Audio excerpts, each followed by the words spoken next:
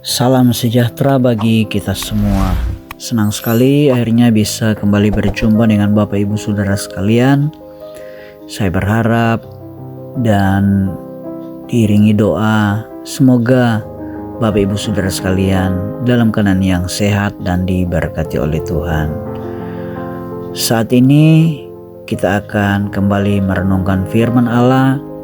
Untuk itu sebelumnya kita berdoa, kita satu dalam doa. Bapa yang baik, kami bersyukur karena Engkau baik, Engkau sudah menolong, menjaga dan memelihara kami.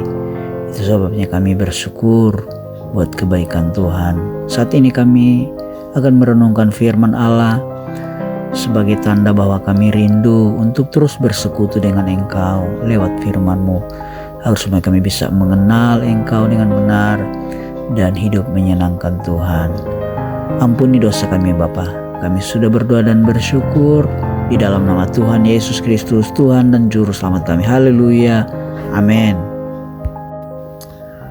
Bapak Ibu Saudara sekalian yang saya kasihi di dalam Tuhan Yesus Kristus, pembacaan firman Allah saat ini akan kita ambil di dalam Injil Markus pasal yang ke-12 ayat yang ke-43, berbunyi demikian. Maka dipanggilnya murid-muridnya dan berkata kepada mereka, "Aku berkata kepadamu, sesungguhnya janda miskin ini memberi lebih banyak daripada semua orang yang memasukkan uang ke dalam peti persembahan."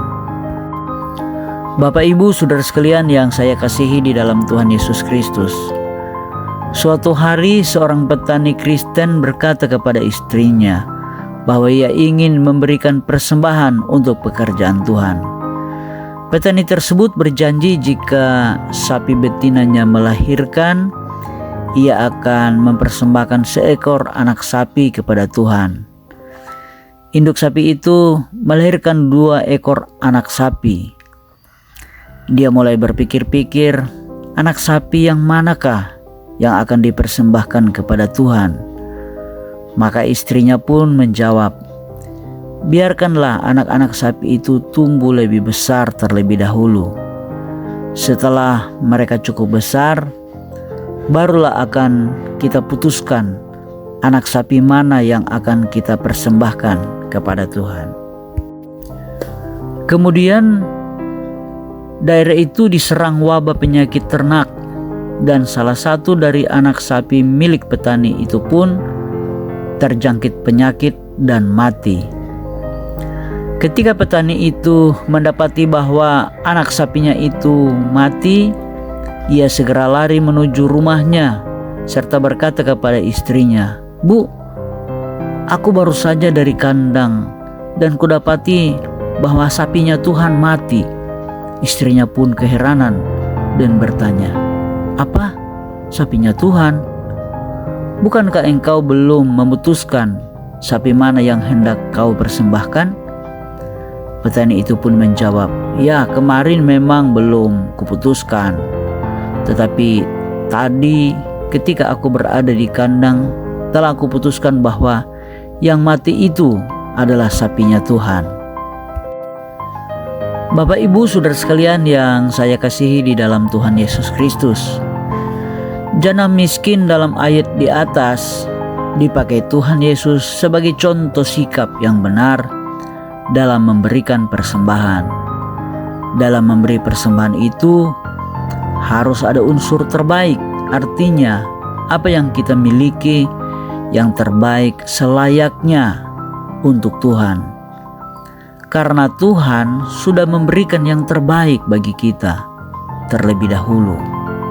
Takaran yang terbaik tidak berbicara jumlah, tetapi kadar prosentase. Walaupun ada banyak orang kaya pada waktu itu memberikan persembahan, namun persembahan janda yang nilainya kecil ini mendapatkan perhatian dari Tuhan, karena Tuhan melihat persembahannya itu berdasarkan keikhlasan hati. Orang kaya pada waktu itu memberi persembahan dalam kadar sedikit jika dibanding dengan apa yang dimilikinya.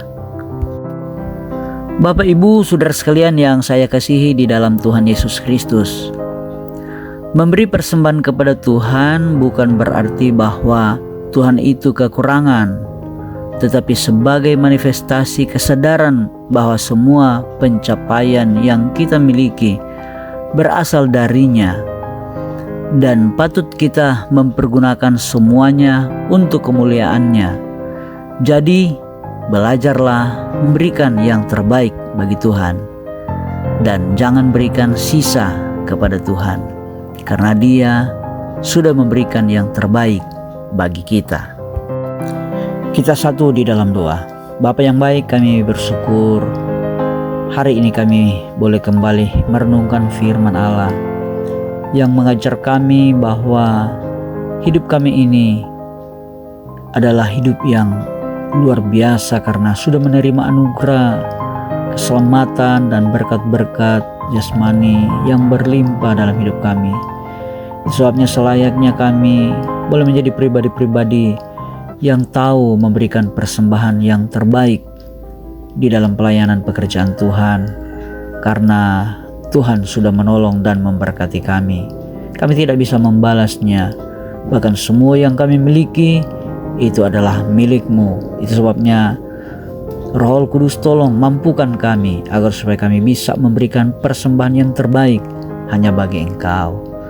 Ampuni dosa kami Bapa. Kami sudah berdoa dan bersyukur hanya di dalam nama Tuhan Yesus Kristus, Tuhan dan Juru Selamat kami. Haleluya. Amin.